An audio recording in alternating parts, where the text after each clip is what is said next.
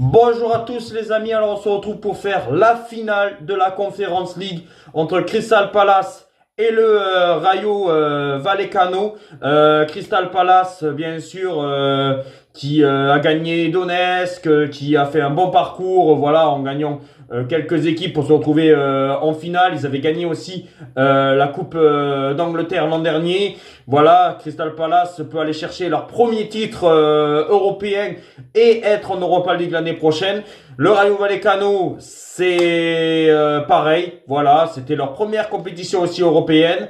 Ils peuvent aller chercher aussi leur premier trophée. Alors cette saison, Crystal Palace, c'est quand même une 15e place en Première Ligue. Voilà, ça c'est mitigé, mais je pense qu'ils se sont plus concentrés sur cette Conference League. Le Rayo Vallecano, c'est pareil, c'est autour de la 12e ou 14e place en Liga, c'est pareil, ils ont voulu se focaliser sur la Conference League, même si bon voilà, c'est un jeu un petit peu dégueulasse à mon sens, le Rayo Vallecano. Voilà, ils cherchent un peu la faute. On a bien vu le match contre Strasbourg. Je pense que voilà, ils peuvent la gagner en jouant comme ça. Enfin, c'est un jeu un petit peu dégueulasse, mais ils peuvent gagner cette Conference League en jouant un petit peu à l'italienne comme ça, avec des petites fautes par-ci, des petites fautes par-là, où ils en rajoutent un petit peu.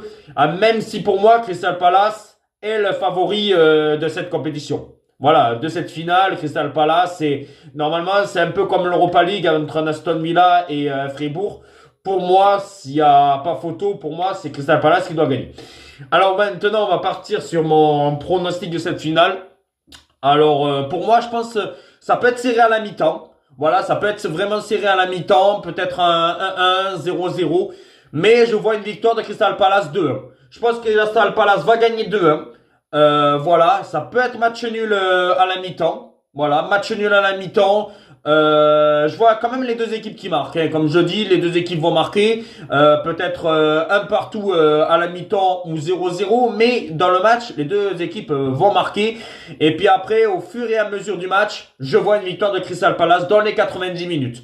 Dans les 90 minutes, je pense pas qu'il y aura de prolongation. Voilà, dans les 90 minutes, victoire de Crystal Palace qui va gagner cette Conference League.